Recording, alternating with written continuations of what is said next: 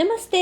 ನಮ್ಮ ಕುಟುಂಬ ಕನ್ನಡ ಬ್ಲಾಗ್ಸ್ಗೆ ತಮ್ಮೆಲ್ಲರಿಗೂ ಸ್ವಾಗತ. ನಾನು ನಿಮ್ಮ ಪ್ರೀತಿಯ ಕನ್ನಡತಿ ಭಾಗ್ಯ. ಫ್ರೆಂಡ್ಸ್, ಇದು ರ್ಯಾಂಡಮ್ ಆಗಿ ಒಂದು 3 ಡೇಸ್ ಏನು ನಾನು ವ್ಲಾಗನ್ನು ಹಾಕಿರಲಿಲ್ಲಲ್ಲ, ಸೊ ಆವತ್ತಿನ ಒಂದು 3 ಡೇಸ್ನು ನಾನು ಕೊಲಾಜ್ ಮಾಡಿ ವಿಡಿಯೋನ ಅಪ್ಲೋಡ್ ಮಾಡ್ತಾ ಇದ್ದೀನಿ. ಆ್ಯಂಡ್ ಇದು ಫಸ್ಟ್ ಡೇ, ಅಂದರೆ ನಾವು ಏನು ಸೋಮವಾರ ಹಾಸ್ಪಿಟಲ್ಗೆ ಹೋಗಿ ಬಂದ್ವಿ. ಅದಾದಮೇಲೆ ಡಾಕ್ಟರ್ ಸ್ಟ್ರಿಕ್ಟಾಗಿ ಹೇಳಿದರು ದಟ್ ನೀವು ಕರ್ಡ್ ರೈಸು ಮತ್ತು ಅವು ಖಾರ ಹುಳಿ ಇರೋದು ಒಂಚೂರು ನೀವು ತೊಗೋಬಾರ್ದು ಅಂತ. ಸೊ ಬೆಳಗ್ಗೆನೇ ನಾನು ಮೊಸರನ್ನ ತಿಂದೆ, ಅಂದರೆ ಹಾಸ್ಪಿಟಲಿಂದ ಬಂದಮೇಲೆ. ಅದಾದಮೇಲೆ ಈಗ ಸಾಯಂಕಾಲ ಟೀ ಕುಡಿಬೇಕು ಅಂತ ಅನ್ನಿಸ್ತಿರುತ್ತೆ. ಸೊ ಡಾಕ್ಟ್ರ್ ಅದನ್ನು ಹೇಳಿದರು ದಟ್ ಟೀ ಎಲ್ಲ ಕುಡಿಯೋ ಹಾಗಿಲ್ಲ ಅಂತ ಹೇಳಿ, ಸರಿ ಅಂತ ಹೇಳಿ ಗಂಜಿ ಮಾಡ್ಕೊಂಡಿದ್ದೆ, ರವೆ ಗಂಜಿ. ಇದೊಂಥರ ಕಂಫರ್ಟ್ ಫುಡ್. ಅಂದರೆ ಇವಾಗ ವಾಮಿಟ್ ಬರೋ ಸೆನ್ಸೇಷನ್ಸ್ ಇರ್ಬೋದು, ಅಥವಾ ಲೋ ಬಿ ಪಿ ಆಗಿರ್ಬೋದು, ಐ ಬಿ ಪಿ ಆಗಿರಬಹುದು, ಆ್ಯಂಡ್ ಏನೂ ತಿನ್ನೋಕ್ಕೆ ಮನಸ್ಸಿಲ್ಲ ಬಟ್ ಏನೋ ತಿನ್ನಬೇಕು ಅನ್ನೋ ಥರ ಇದ್ದಾಗ ದ ಬೆಸ್ಟ್ ಕಾಂಬಿನೇಷನ್ ಅಂತ ಅಂದರೆ ಈ ಒಂದು ರವೆ ಗಂಜಿ. ಅದು ಸ್ವಲ್ಪ ಉಗುರು ಬೆಚ್ಚಗಿದ್ದಾಗೇ ಕುಡಿದ್ರೆ ಒಂಥರ ರೀಪ್ಲೇಸ್ಮೆಂಟ್ ನಮಗೆ ಟೀ ಕಾಫಿಗೆ ಅದಕ್ಕೆಲ್ಲ. ಸೊ ಈಗ ಗಂಜಿ ಸಾಯಂಕಾಲ ಮಾಡ್ಕೊಂಡಿದ್ದೀನಿ. ಆ್ಯಂಡ್ ಪರ್ಯಂತ ಪಾಪ ಅವ್ನ ಪಾಡಿಗೆ ಅವ್ನು ಹೋಮ್ವರ್ಕ್ ಮಾಡ್ತಾಯಿದ್ದ. ಲಿಟ್ರಲಿ ಪಾಪ 2 ಡೇಸ್ ಅವ್ನು ನಾನು ಏನೂ ಕೇಳಿಲ್ಲ ಗೈಸ್.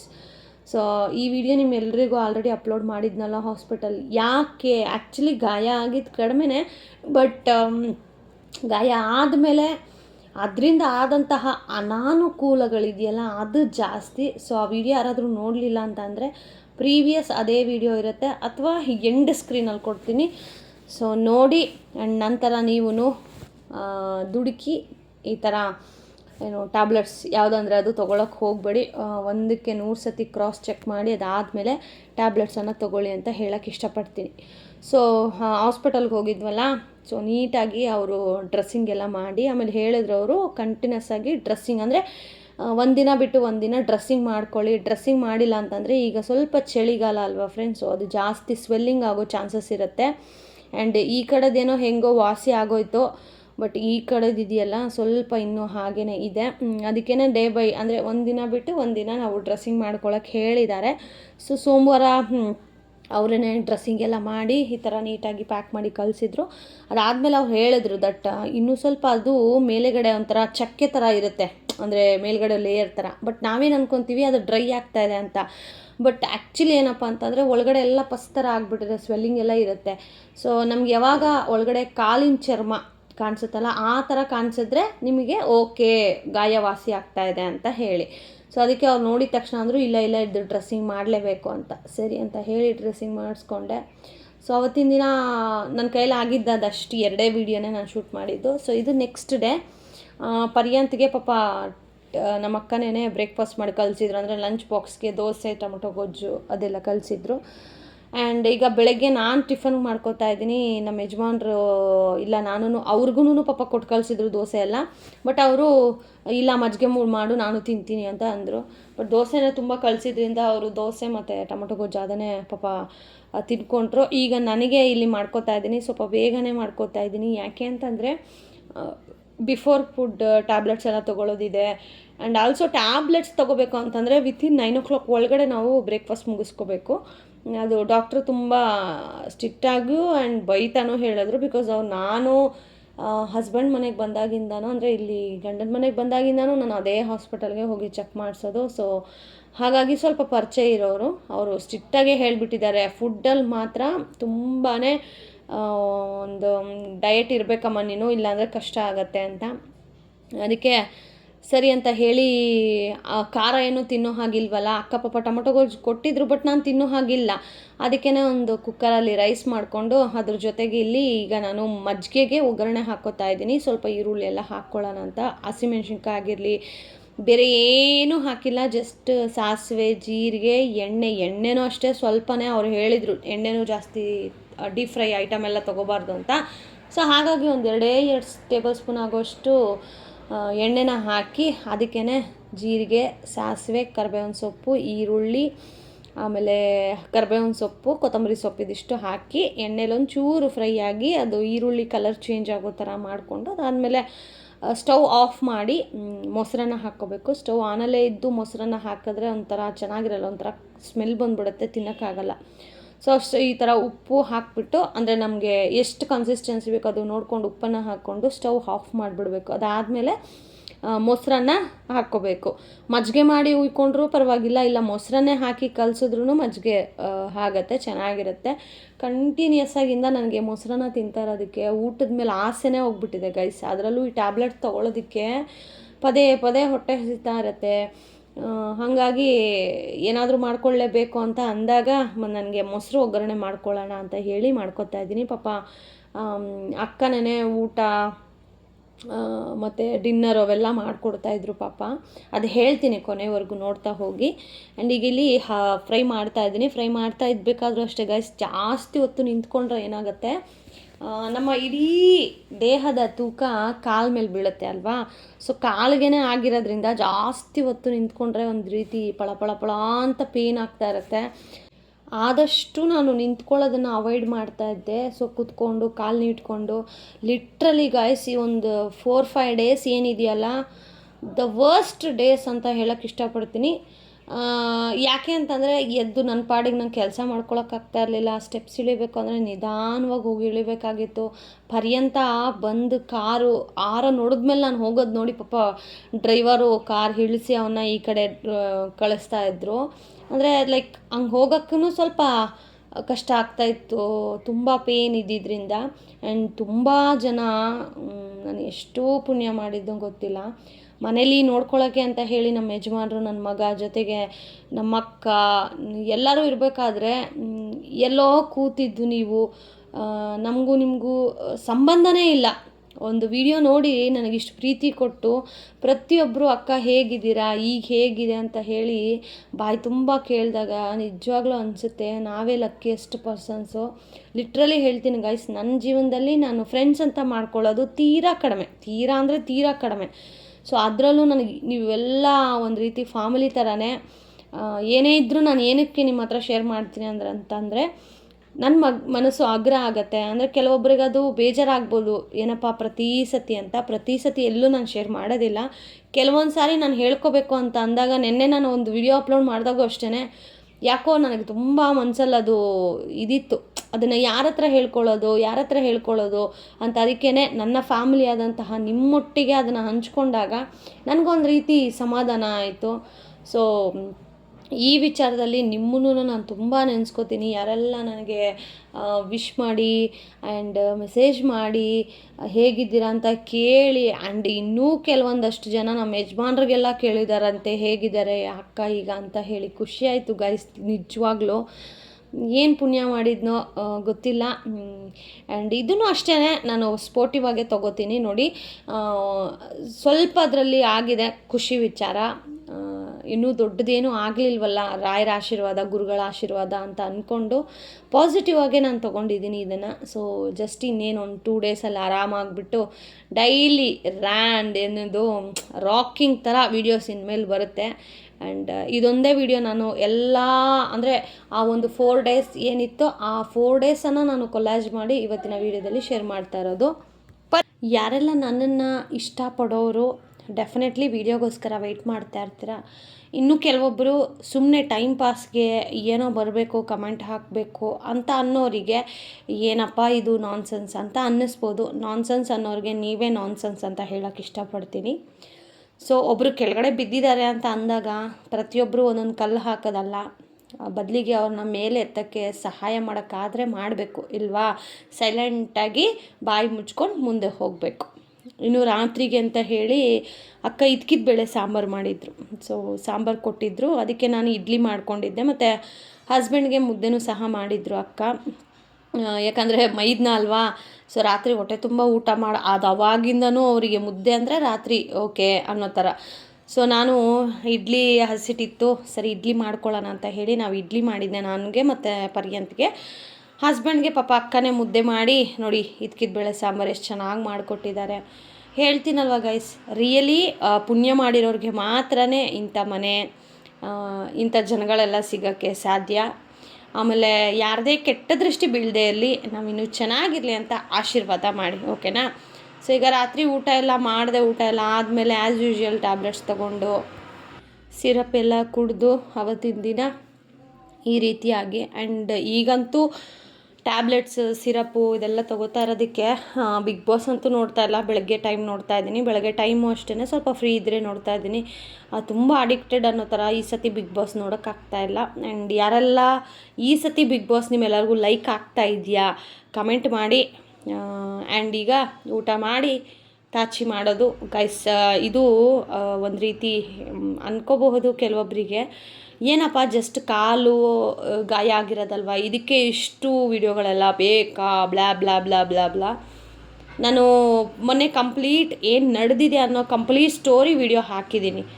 ಅದನ್ನು ನೋಡ್ದೇ ಸುಮ್ಮನೆ ಬಂದು ಈ ಥರ ಒಂದು ವಿಡಿಯೋ ನೋಡೋದು ಕಮೆಂಟ್ ಹಾಕಿದ್ರೆ ಸೀರಿಯಸ್ಲಿ ಇಟ್ಸ್ ಮೇಕ್ ಅಂದರೆ ನನಗೆ ಏನಿದು ಸೆನ್ಸ್ ಅಲ್ಲ ಅಂತ ಅನಿಸುತ್ತೆ.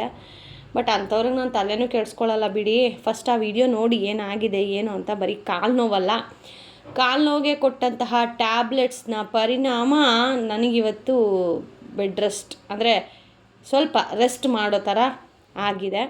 ಆ್ಯಂಡ್ ಈಗ ಇಡ್ಲಿ ಫಸ್ಟಿಗೆ ನಾವೇನು ಊಟ ಮಾಡಿದ್ವಲ್ಲ ಗೈಸ್, ಅದಷ್ಟು ಒಂದು ಬ್ಯಾಚ್ ಇಡ್ಲಿ, ಇದು ಸೆಕೆಂಡ್ ಬ್ಯಾಚ್ ಇಡ್ಲಿ ಇನ್ನೂ ಬೇಯಬೇಕಿತ್ತು.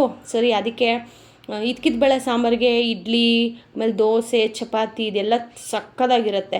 ಸೊ ಇಡ್ಲಿ ಇಟ್ಟಿರ್ತಲ್ವ ಅಂತ ಹೇಳಿ ನಾನೇನು ಮಾಡಿದೆ, ಇಡ್ಲಿ ಹುಯ್ದುಬಿಟ್ಟು ಅಕ್ಕವ್ರ ಮಕ್ಕಳಿಗೆ, ಯುಗಾಗನ ಮೋನಿಶಾ ಅವ್ರು ಇರ್ತಾರಲ್ಲ, ಸೊ ಅವ್ರಿಗೆ ಇಡ್ಲಿ ತಿನ್ಕೋತಾರೆ ಅಂತ ಹೇಳಿ ಅವರಿಗೀಗ ಇಡ್ಲಿ ಕೊಡ್ತಾಯಿದ್ದೀನಿ. ಎಲ್ಲನೂ ನೀಟಾಗಿ ಬಿಡಿಸ್ಬಿಟ್ಟು ನಾನು ಊಟ ಮಾಡಿದ್ದು 7:30ಗೆ, ಬಿಕಾಸ್ ಟ್ಯಾಬ್ಲೆಟ್ಸ್ ಎಲ್ಲ ತೊಗೋಬೇಕಲ್ಲ.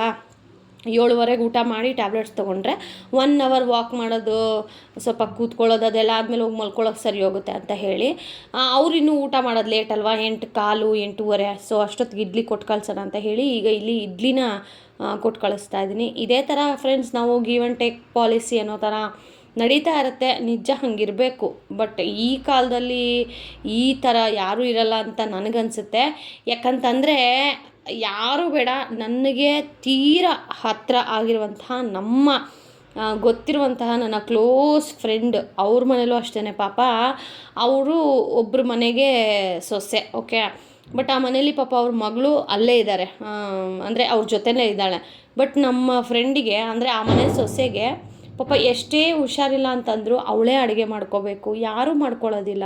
ಮಗುನ ಮಾತ್ರ ನೋಡ್ಕೋತಾರೆ, ಬಟ್ A to Z ಕೆಲಸ ಎಲ್ಲ ಪಾಪ ಇವರೇ ಮಾಡ್ಕೋಬೇಕು. ಅದೆಲ್ಲ ಹೇಳಿದಾಗ ತುಂಬ ಬೇಜಾರಾಗುತ್ತೆ.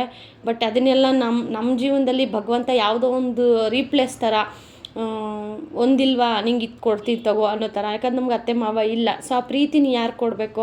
ಸೊ ನಮ್ಗೆ ಈ ಥರ ದೊಡ್ಡವರು ಹಿರಿಯರು ಅವ್ರು ನಮಗೀಗ ಪ್ರೀತಿ, ವಿಶ್ವಾಸ, ಕೇರು ಇದೆಲ್ಲ ಮಾಡಬೇಕಾದ್ರೆ ಅತ್ತೆ ಮಾವ ನಿಜವಾಗ್ಲೂ ನಮಗೆ ಅವ್ರನ್ನ ಅವ್ರ ಜಾಗಕ್ಕೆ ರೀಪ್ಲೇಸ್ ಮಾಡಿದ್ದಾರೆ ಅಂತ ನಿಜವಾಗ್ಲೂ ಅನಿಸುತ್ತೆ. ಸೊ ನನ್ನ ಫ್ರೆಂಡು ಒಂದೊಂದು ಸತಿ ಫೋನ್ ಮಾಡಿದಾಗ ಲಿಟ್ರಲಿ ಎಷ್ಟು ಹತ್ಕೋತಾಳೆ ಅಂತಂದರೆ, ಇಲ್ಲ ಭಾಗ್ಯ, ನನ್ನ ನಾದಿನಿ ಇಲ್ಲೇ ಇದ್ದಾಳೆ, ಬಟ್ ಸ್ಟಿಲ್ ಒಂದು ಗ್ಲಾಸ್ ಬಿಸಿನೀರು ಸಹ ಮಾಡಿಕೊಡೋದಿಲ್ಲ. ನನಗೆ ಹುಷಾರಿಲ್ಲ ಅಂದರೂ ನಾನೇ ಹೋಗಿ ಮಾಡಿಕೊಡ್ಬೇಕು. That is not fair, okay.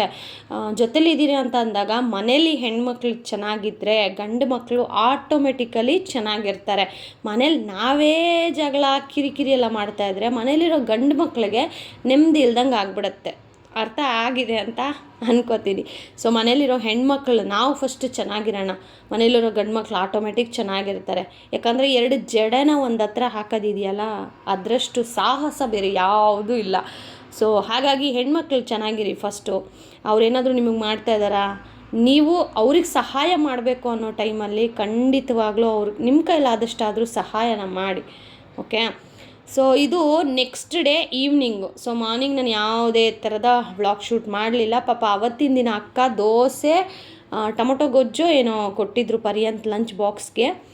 ನಾನು ಏನೂ ವಿಡಿಯೋ ಮಾಡಲಿಲ್ಲ, ಜಸ್ಟ್ ಅವತ್ತು ಚೆನ್ನಾಗಿ ಟ್ಯಾಬ್ಲೆಟ್ಸ್ ಎಲ್ಲ ತೊಗೊಂಡು ಮಲಗಿದ್ದೆ, ರೆಸ್ಟ್ ಮಾಡಿದ್ದು.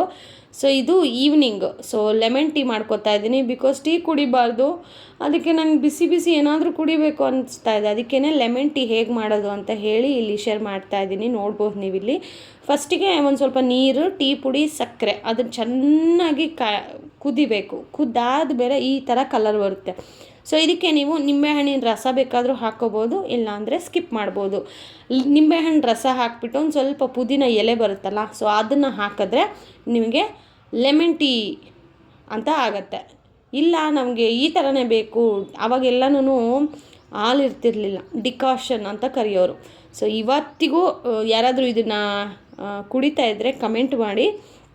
ಇದಕ್ಕೊಂದು ಕಥೆನೇ ಇದೆ. ಏನಪ್ಪ ಅಂತಂದರೆ ಆವಾಗೆಲ್ಲ ಹಾಲು 10 ರೂಪಾಯಿಗೆ ಪ್ಯಾಕೆಟೆಲ್ಲ ತಗೊಳ್ಳೋ ಅಷ್ಟು ಇರಲಿಲ್ಲ ಬಿಡಿ. ಒಂದು ಲೋಟ ₹1ಗೆ ಒಂದು ಲೋಟ ಥರ ಹಾಲು ಉಯ್ಯೋರು ಅವಾಗ. ಅಂದರೆ ಅಂಗಡಿಲೇ ಪ್ಯಾಕೆಟ್ನ ಕಟ್ ಮಾಡಿ ಹಂಗೆ ಕೊಡೋರು. ಸೊ ಅವಾಗ ಹಾಲು ಅಂದರೆ ಹಬ್ಬ ಇದ್ದರೆ ಮಾತ್ರ ಹಾಲು ತೊಗೊಬರ್ತಾ ಇದ್ದಿದ್ದು. ಆವಾಗೆಲ್ಲ ಡಿಕಾಕ್ಷನ್ ನಮಗೆ ಟೀ ಕಾಫಿ ಏನೇ ಎಲ್ಲ ಇದೆ. ಅದೆಲ್ಲ ಒಂಥರ ಮೆಮೊರೀಸು. ಇವತ್ತಿಗೂ ಎಷ್ಟೊಂದು ಜನಗಳ ಮನೇಲಿ ಇದನ್ನು ಕುಡಿತಾರೆ, ಯಾಕಂದರೆ ಅಡಿಕ್ಟ್ ಆಗಿಬಿಟ್ಟಿರ್ತಾರೆ. ಸೊ ಹಾಗೆ. ಆ್ಯಂಡ್ ಇದು ನೈಟ್ ಆ್ಯಕ್ಚುಲಿ ಸಾಯಂಕಾಲ ನಾನು ಡ್ರೆಸ್ಸಿಂಗ್ ಮಾಡ್ಕೊಬಿಡ್ತೀನಿ, ಇಲ್ಲ ಬೆಳಗ್ಗೆ ಸ್ನಾನ ಮಾಡ್ಕೊಂಡಾಗ ಡ್ರೆಸ್ಸಿಂಗ್ ಮಾಡ್ಕೊಬಿಡ್ತೀನಿ. ಬಟ್ ಇವತ್ತು ಸ್ವಲ್ಪ ಲೇಟ್ ಆಗೋಯಿತು. ಆ್ಯಂಡ್ ಪರ್ಯಂತು ಸಹ ಸಾಯಂಕಾಲ ಬಂದಲ್ಲ, ನಾನು ಚೆನ್ನಾಗಿ ಮಲಗಿಬಿಟ್ಟಿದ್ದೆ. ಅಂದರೆ ಜ್ಞಾನನೇ ಇರಲಿಲ್ಲ. ಟ್ಯಾಬ್ಲೆಟ್ಸ್ ಎಲ್ಲ ತುಂಬ ಡೋಸೇಜ್ ಜಾಸ್ತಿ ಆಗಿಬಿಟ್ಟು ನಿದ್ದೆ ಥರನೇ. ಲಿಟ್ರಲಿ ಹೇಳ್ತೀನಿ ಗೈಸ್, ಈ ಒಂದು ವಾರ ಅಂದರೆ ಶನಿವಾರ ನಾನು ಏನು ಬಿದ್ದೆ, ಭಾನುವಾರ ಓಕೆ ಥರ ಇದ್ದೆ. ಆ್ಯಂಡ್ ಸೋಮವಾರದಿಂದ ಶುಕ್ರವಾರದವರೆಗೂ ನಿಜವಾಗ್ಲೂ ಒಂಥರ ಕಷ್ಟದ ದಿನಗಳು ಅಂತ ಹೇಳಬಹುದು. ಯಾಕೆ ಕಷ್ಟ ಅಂತಂದರೆ ಈ ಥರ ಟ್ಯಾಬ್ಲೆಟ್ಸ್ ತೊಗೋಬೇಕು, ಡ್ರೆಸ್ಸಿಂಗ್ ಮಾಡ್ಕೋಬೇಕು, ಸ್ನಾನ ಮಾಡ್ಕೊಳ್ಳೋ ಹಾಗಿಲ್ಲ, ಮನೆ ಕಸ ಗುಡಿಸೋ ಹಾಗಿಲ್ಲ, ಒರೆಸೋ ಹಾಗಿಲ್ಲ, ಎಲ್ಲದಕ್ಕೂ ಪಾಪ ಆಂಟಿ ಬಂದು ಹೆಲ್ಪ್ ಮಾಡ್ತಾ ಇದ್ದಾರೆ. ಸೊ ಇದೆಲ್ಲ ಅಂತ ಅಂದಾಗ ಒಂಥರ ಅಯ್ಯೋ ಈ ವಯಸ್ಸಲ್ಲೇ ನಾನು ಈ ಥರ ಕೂತ್ಕೊಳ್ಳೋ ಥರ ಆಗೋಯ್ತಲ್ಲಪ್ಪ ಅನ್ನೋ ಥರ. ಬಟ್ ಫಾರ್ಚುನೇಟ್ಲಿ ಸಣ್ಣದ್ರಲ್ಲಾಗಿರೋದು ಇದು ಒಂಥರ ನಮಗೆ ಜೀವನದಲ್ಲಿ ಒಂದು ಪಾಠ. ಯಾರು ನಮ್ಮೋರಲ್ಲ. ನೆನ್ನೆ ವಿಡಿಯೋದಲ್ಲೇ ನಾನು ಅಪ್ಲೋಡ್ ಮಾಡಿದ್ದೆ. ಚೆನ್ನಾಗಿದ್ದಾಗ ಮಾತ್ರ ಬಂದು ವಿಚಾರಿಸೋದಲ್ಲ, ಕಷ್ಟದಲ್ಲಿದ್ದಾಗ ಸಾಥ್ ಕೊಡಬೇಕು ಜೊತೇಲಿ. ಅವ್ರ ಕೈಲಿ ದುಡ್ಡು ಕಾಸು ಬೇರೆ, ಬಟ್ ಒಂದು ಬಾಯಿ ಮಾತಲ್ಲಾದರೂ ಹೇಗಿದೆಯಮ್ಮ, ಏನಾದರೂ ಬೇಕಾ ಅಂತ ಕೇಳೋ ಒಂದು ಈ ಮನಸ್ಥಿತಿ ಕೆಲವೊಬ್ಬರಲ್ಲಿ ಇರೋದಿಲ್ಲ. ಅವರಿಗೆಲ್ಲ ದುಡಿಮೆ ಇದೇ ಮುಖ್ಯ. But it's okay. ಯಾರೂ ಇಲ್ಲ ಅಂತ ಅಂದ್ಕೊಳ್ಳೋದ್ರ ಬದಲು ನಮಗೆ ರಾಯರಿದ್ದಾರೆ, ನಮ್ಮ ಪರವಾಗಿ ದೇವರಿದ್ದಾರೆ, ನನ್ನ ಫ್ಯಾಮಿಲಿ ಇದೆ ನೋಡ್ಕೊಳ್ಳೋಕ್ಕೆ ಅಂತ ಹೇಳಿ ನಾವು ಪಾಸಿಟಿವ್ ಆಗಿ ತಗೊಂಡು ಹೋಗಬೇಕು. ಆ್ಯಂಡ್ ಗೈಸ್, ಈ ನಡುವೆ ಕಂಟಿನ್ಯೂಸ್ ಆಗಿಂದ ಆ ಪೂಜೆ ಏನೂ ಮಾಡ್ತಾ ಇರಲಿಲ್ವಲ್ಲ ಮನೇಲಿ. ಮೇ ಬಿ ಅದರಿಂದನೂ ನಮ್ಗೆ ಈ ಥರ ಏನಾದರೂ ನೆಗೆಟಿವ್ ವೈಬ್ಸ್ ಅನ್ನೋ ಶುರುವಾಯಿತಾ ಅನ್ನೋದು ನನಗೆ ಡೌಟ್ ಬಂತು. ಅದಾದಮೇಲೆ ನಾನು ನಮ್ಮ ಯಜಮಾನ್ರ ಕೈಯಲ್ಲಿ ಇವತ್ತು ಪ್ರಶ್ನೆ ಮಾಡಿಸಿದೆ. ಸೊ ಗುರುವಾರ ಪೂಜೆ ಎಲ್ಲ ಆದಮೇಲೆ ನಾನು ನಮ್ಮ ಯಜಮಾನ್ರ ಕೈಯಲ್ಲಿ ರಾಯರ ಮುಂದೆ ಪ್ರಶ್ನೆ ಮಾಡಿಸಿದಾಗ ಆವಾಗ ಹೌದು ಅಂತಲೇ ಬಂತು.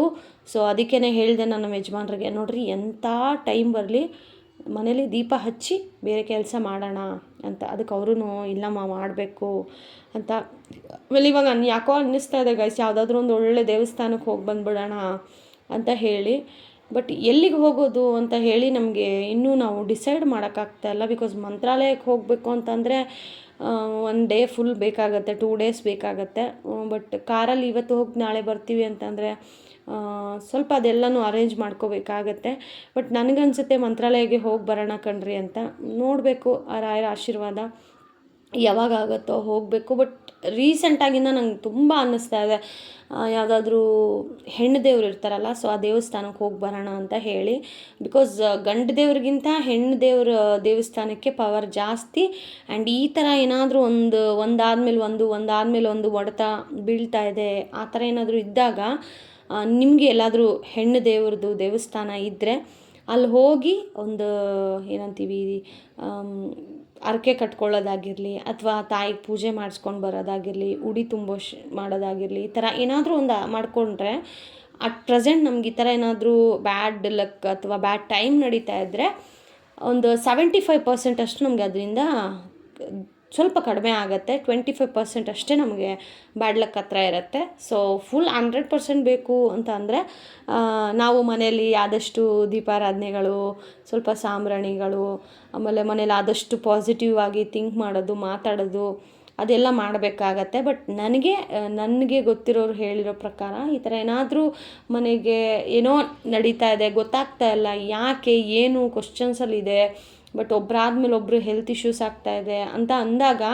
ಹೆಣ್ಣು ದೇವಸ್ಥಾನಕ್ಕೆ ಹೋಗಿ ಪೂಜೆ ಮಾಡಿಸೋದ್ರಿಂದ ನಮಗೆ 75% ಅಷ್ಟು ಬ್ಯಾಡ್ ಟೈಮ್ ಅನ್ನೋದು ಕಡಿಮೆ ಆಗುತ್ತೆ. ಸೊ ಅಲ್ಲಿಂದ ಸ್ವಲ್ಪ ಗುಡ್ ಟೈಮ್ ಅನ್ನೋದು ಶುರು ಆಗುತ್ತೆ ಅಂತ ನನಗೂ ಯಾಕೋ ಅದು ಹೌದು ನಿಜ ಅಂತಲೇ ಅನ್ನಿಸ್ತು. ಸೊ ಅದಕ್ಕೇ ಅನ್ಕೋತಾ ಇದ್ದೀವಿ. ನಾನು ನಮ್ಮ ಯಜಮಾನ್ರಿಗೆ ತುಂಬ ಸತಿ ಕೇಳ್ತಾ ಇದ್ದೀನಿ. ಬಟ್ ಅವರಿಗೆ ಅಟ್ ಪ್ರೆಸೆಂಟ್ ಇರೋ ಸಿಚುವೇಶನ್ಸಲ್ಲಿ ರಜೆ ಕೊಡ್ತಾಯಿಲ್ಲ. ಬಿಕಾಸ್ ಲಾಸ್ಟ್ ವೀಕ್ ಅವರು 1 ವೀಕ್ ರಜಾ ಹಾಕಿದ್ದಾರೆ. ಯಾಕಂದರೆ ನಮ್ಮ ಯಜಮಾನ್ರಿಗೆ ಹಲ್ ಸರ್ಜರಿ ಆಯಿತು. ಸೊ ಹಾಗಾಗಿ ಆಗ 2 ಡೇಸ್ ಅವರೂ ಪಾಪ ರಜೆ ತೊಗೊಂಡಿದ್ದಾರೆ. ಅದಾದಮೇಲೆ ಆಫ್ಟರ್ನೂನ್ಸ್ ಎಲ್ಲ ಡ್ಯೂಟಿಗೆ ಹೋಗಿದ್ದಾರೆ. ಸೊ ಹಿಂಗಿರಬೇಕಾದ್ರೆ ಹಾಲಿಡೇಸು ಕೊಡ್ತಾಯಿಲ್ಲ. ನಮ್ಗೆ ಏನು ಮಾಡಬೇಕು ಅನ್ನೋ ಥರ ಕ್ವಶ್ಚನ್ ಮಾರ್ಕು. ಬಟ್ ರಾಯರ ಹತ್ರ ನಾವು ಪ್ರಶ್ನೆ ಮಾಡಿದಾಗ ಇಲ್ಲ ಆಗುತ್ತೆ ಹೋಗಿ ಅಂತಲೇ ಬಂತು. ಬಟ್ ಯಾವಾಗ ಆಗುತ್ತೋ ಗೊತ್ತಿಲ್ಲ. ಸೊ ಯಾರಿಗಾದರೂ ಆ ಥರ ಒಂದೊಳ್ಳೆ ಹೆಣ್ಣು ದೇವ್ರ ದೇವಸ್ಥಾನ ಗೊತ್ತಿದೆ ಅಂತ ಇದ್ದರೆ ದಯವಿಟ್ಟು ಕಮೆಂಟ್ ಮಾಡಿ. ನಿಮ್ಮೆಲ್ಲರ ಒಂದು ಅನುಭವದ ಪ್ರಕಾರ ಈ ದೇವಸ್ಥಾನಕ್ಕೆ ಒಳ್ಳೇದಕ್ಕ ಹೋಗಿ ಬನ್ನಿ ಅಂತ ನಿಮಗೇನಾದರೂ ಇದ್ದರೆ ದಯವಿಟ್ಟು ಒಂದು ಸಜೆಷನ್ ರೂಪದಲ್ಲಿ ನನಗೆ ಕಮೆಂಟ್ ಮಾಡಿ. ಡೆಫಿನೆಟ್ಲಿ ನಾನು ನಮ್ಮ ಯಜಮಾನ್ರ ಹತ್ರ ಕೂತು ಮಾತಾಡಿ ಅಲ್ಲಿ ಹೋಗಿ ಬರುವ ಪ್ರಯತ್ನವನ್ನು ನಾನು ಡೆಫಿನೆಟ್ಲಿ ಮಾಡ್ತೀನಿ. ಆ್ಯಂಡ್ ಡ್ರೆಸ್ಸಿಂಗ್ ಮಾಡ್ಕೊಳ್ಳೋದು ಫಸ್ಟ್ ಟೈಮ್ ನಾನು ಈ ಗಾಯನ ನೋಡಿದಾಗ ಲಿಟ್ರಲಿ ನೀವು ನಂಬಲ್ಲ, ನನಗದು ಮುಟ್ಟಕ್ಕೆ ಭಯ ಆಗ್ತಾಯಿತ್ತು.